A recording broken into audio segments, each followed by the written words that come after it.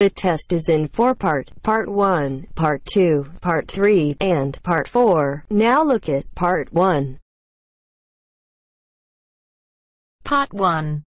You are going to hear a conversation about purchasing a cellular phone. First, you have some time to look at questions 1 to 6.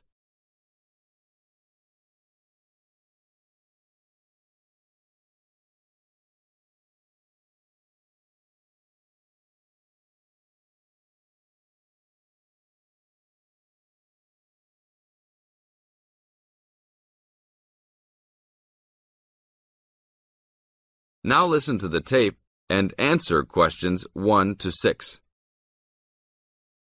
Excuse me, can you give me some information about purchasing a cellular phone? Of course, my pleasure. We carry all sorts of phones, from the most basic phones to very sophisticated web-enabled phones. I will do my best to help you find a phone that suits your needs. Thanks. I'm looking for 2 cellular phones, one for me and one for my son. I think I won't need anything too sophisticated, just your basic phone functions. But maybe my son will like something with more functions. Sure, well, let's take a look. So you have no preferences at all? What about the size or colour? How about the brand? Well, I don't really care what brand the cell phone is, but I guess I don't want anything that's too big or too small. I want a phone that can fit nicely in my hand and in my pocket. If it's too big, it might be too heavy, and if it's too small, I might lose it. Colour I don't really care about either. Well, I don't want a pink phone. Ah, okay, so let's look for something suitable for a working person. How about this one? This one is the R55. It is black, not too big, not too small, all the usual functions. The best feature of the R55 is that it can be used worldwide, even in Europe or Asia. It looks good. How much does it cost? It is only $100. If you sign up for a calling plan, then we will give you a $50 discount on the phone.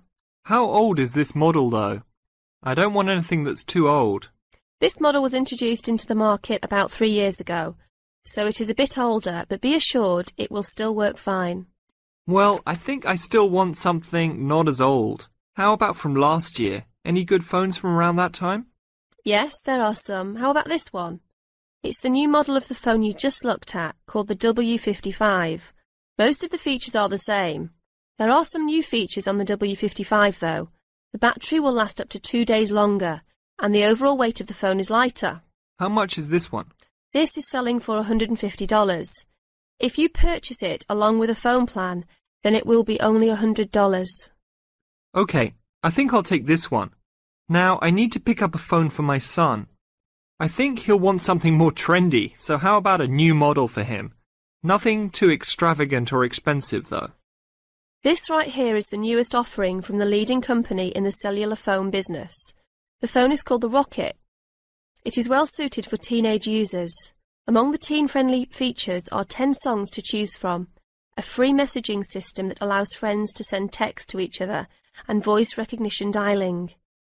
The thing most younger users like about the Rocket is that it has a screen that changes colours.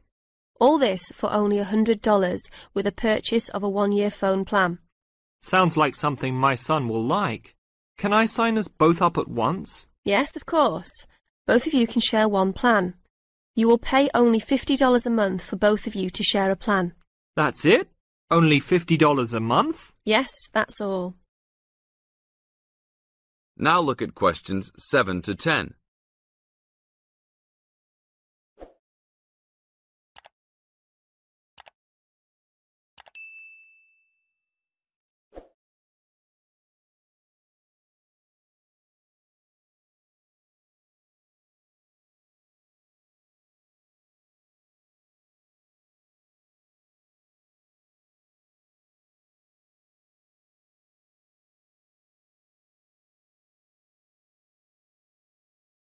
Now listen to the tape and answer questions 7 to 10. Okay, I will need your information. Name and address, please. Richard Derek Jones. What's your profession? I'm an engineer. Address, please. 322 First Street, San Francisco, California. And phone number, please. 621 621-360-7601. Oh, sorry, that's the wrong number. 621-360-7610.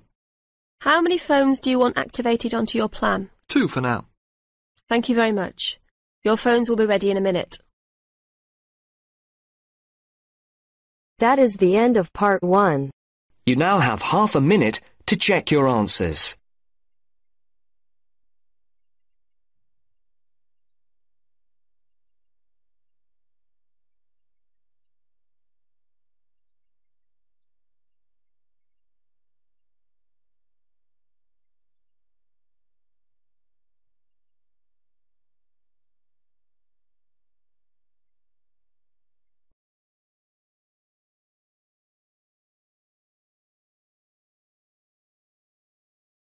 Now turns to part 2. Part 2. You will hear a trainer giving a talk to people who want to learn outdoor survival skills. First, you have some time to look at questions 11 to 16.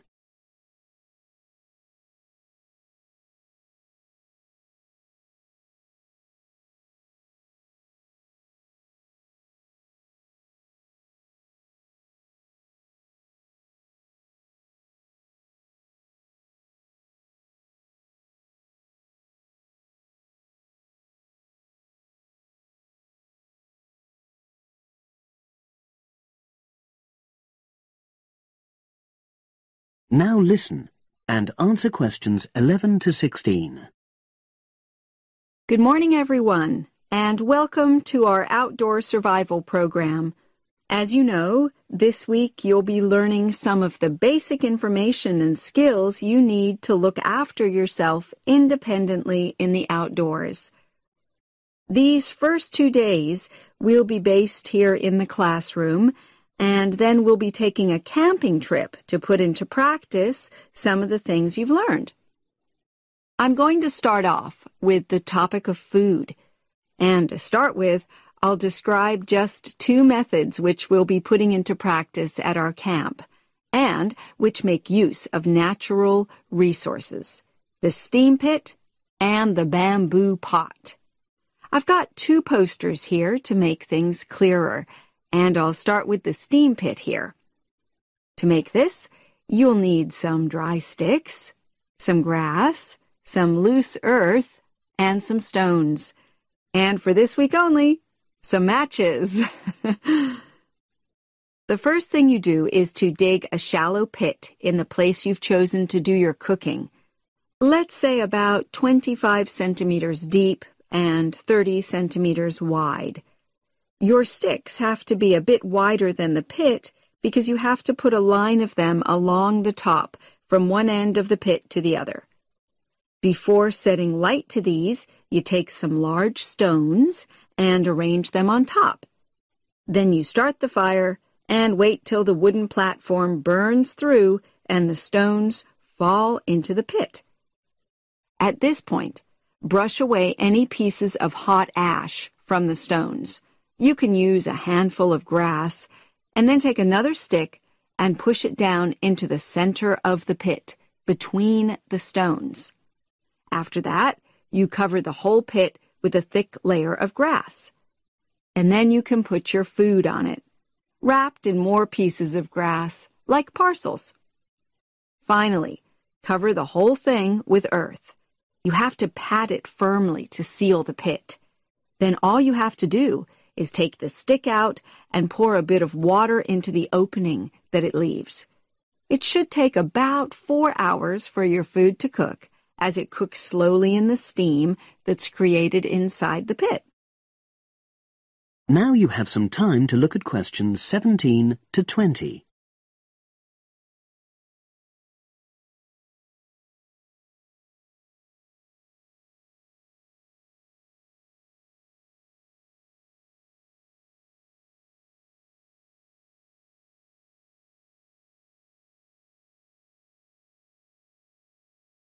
Now listen and answer questions 17 to 20. So, simple but effective. The other method you're going to practice this week is the bamboo oven. Now, the steam pit is ideal in certain conditions because the heat is below ground level. For example, if there's a strong wind and you're afraid a fire might spread. But when it's safe to have an open fire, you can use the bamboo oven method. You get a length of bamboo, which, as you probably know, is hollow and consists of a number of individual sections with a wall in between. You use a sharp stick to make a hole in each of the dividing walls apart from the end one. Then you lean the bamboo over a fire, with the top propped up by a forked stick and the bottom sitting on the ground. You pour enough water in the top to fill the bottom section, and then light a fire underneath that section to heat the water. Then you put your food inside the top section, and the steam coming up the bamboo through the holes you made cooks it. I'm going to move on now to food itself and talk about some of the wild plants you might cook. I'm going to begin with fungi. That's mushrooms and toadstools. I'm sure you'll be aware that some of these are edible and they're delicious, but some of them are highly poisonous.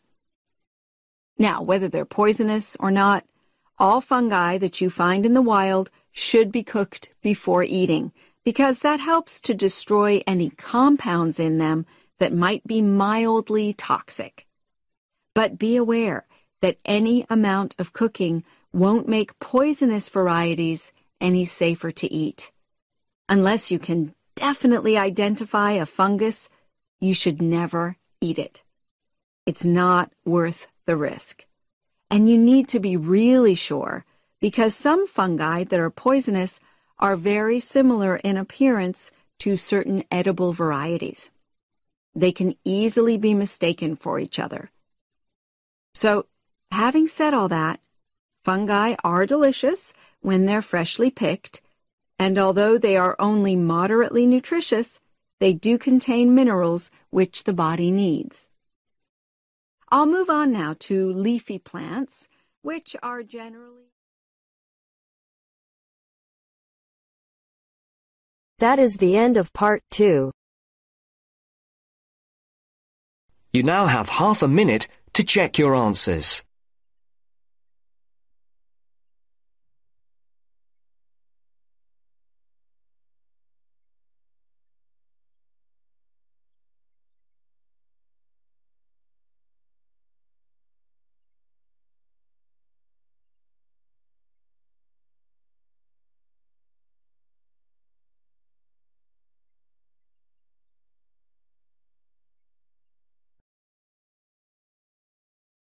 Now turns to part 3. Part 3. First, you have some time to look at questions 21 to 26.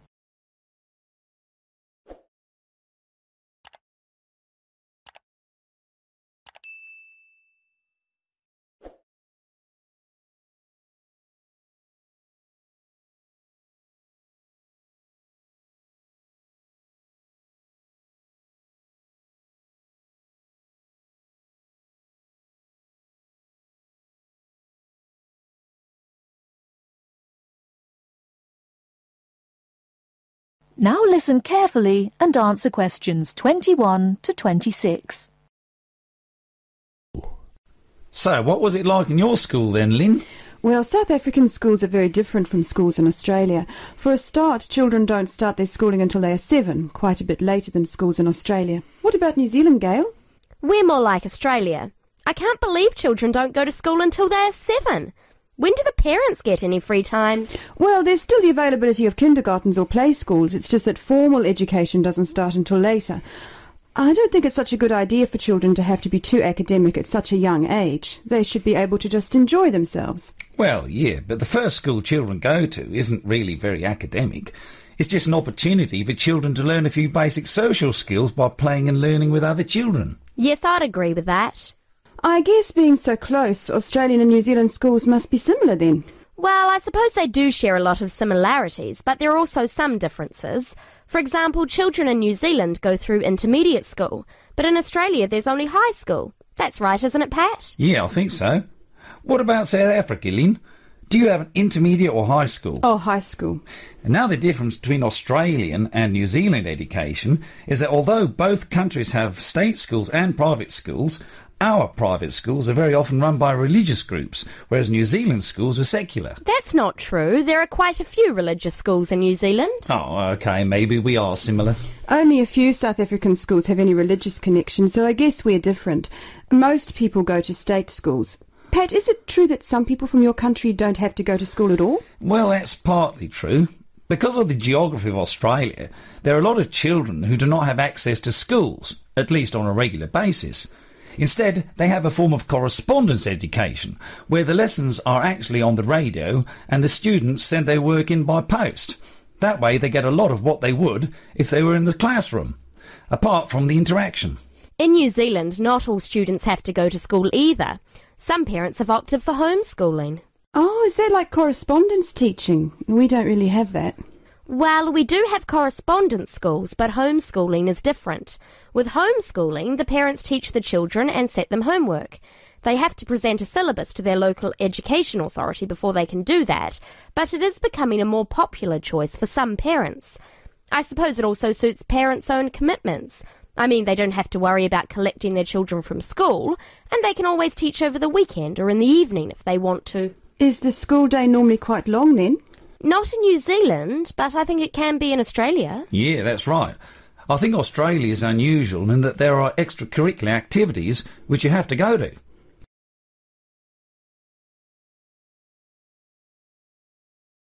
Before you hear the rest of the talk, you have some time to look at questions 27 to 30.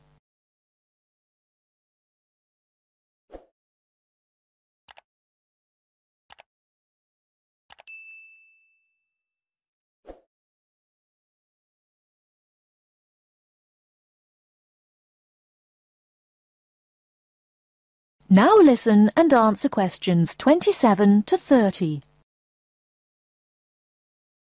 These are normally sport activities, but there are a few other options. We have activities after school for any student that is interested, but they aren't compulsory. What about in New Zealand, Gail? I had to do some sport every week. I didn't really like it, but it was part of the school day, so I guess that's not so bad. Anyway, I spent 2 years at boarding school, so things were a little different. Boarding school? What was that like? Well, the thing I remember most about it was the strict dress code. There were restrictions on everything. You had to wear a school uniform almost all of the time, and it had to be cleaned and ironed. The length of your skirt had to be no less than 1 inch above your knees when kneeling down.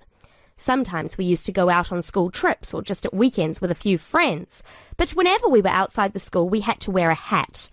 There was one teacher who always used to give me extra homework because my socks weren't pulled up, and that was in the school late in the evening.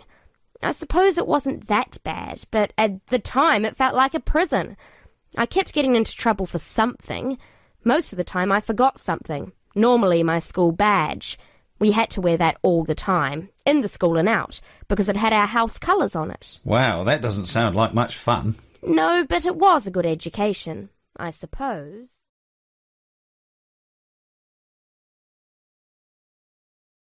That is the end of part 3.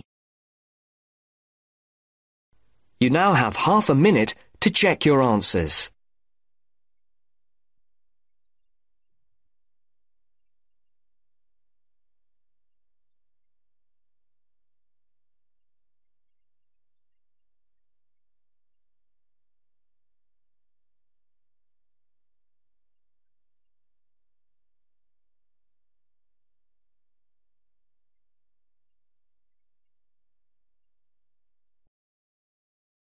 Now turns to part 4.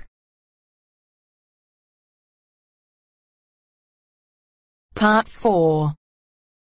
Going to hear a conversation between 2 students. They are talking about the English bars. As you listen, complete the notes below. First, you have some time to look at questions 31 to 40.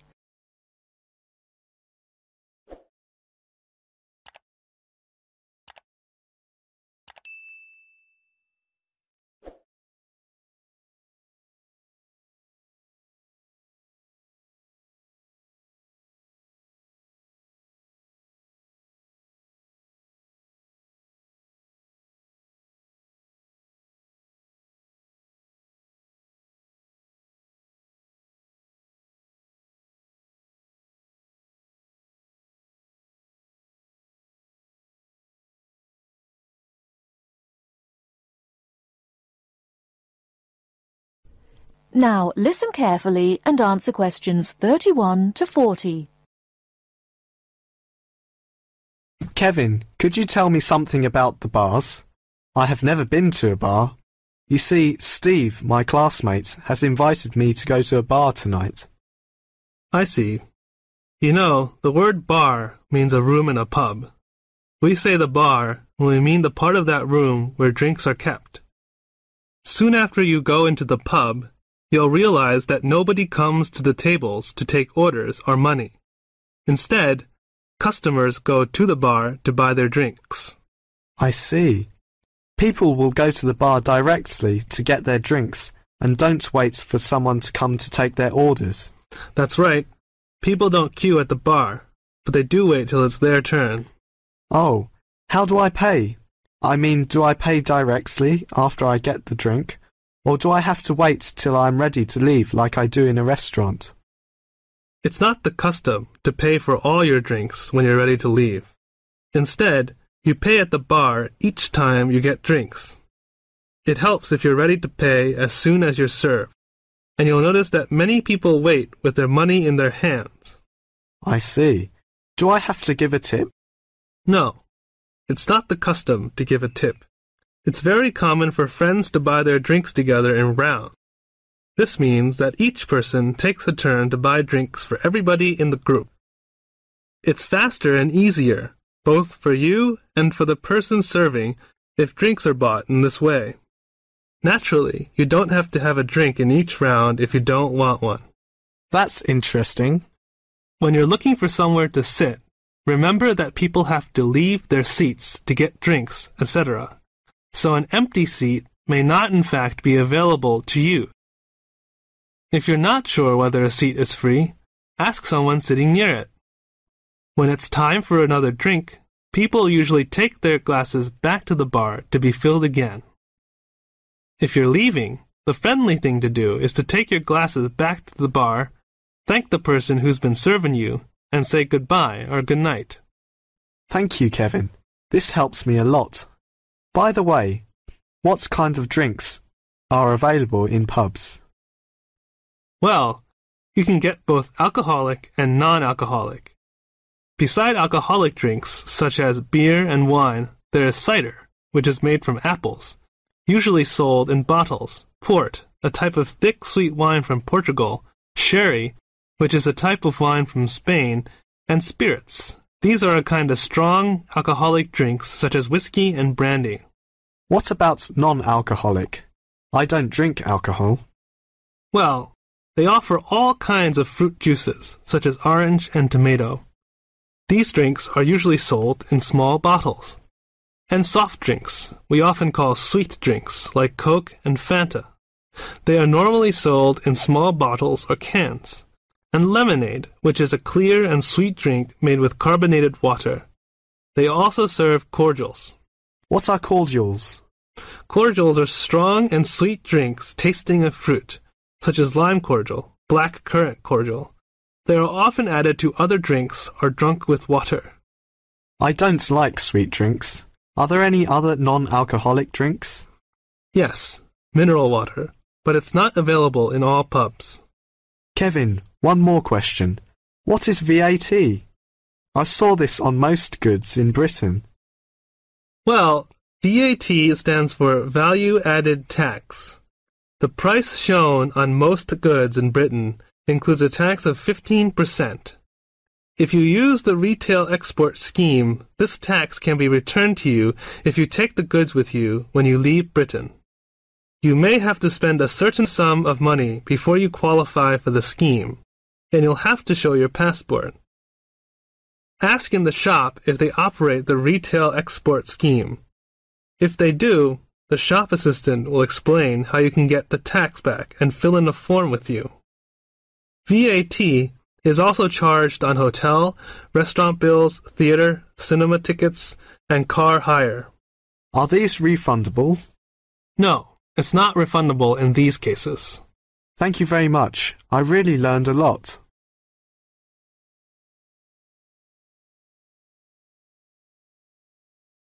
That is the end. That is the end of section 4. You now have half a minute to check your answers.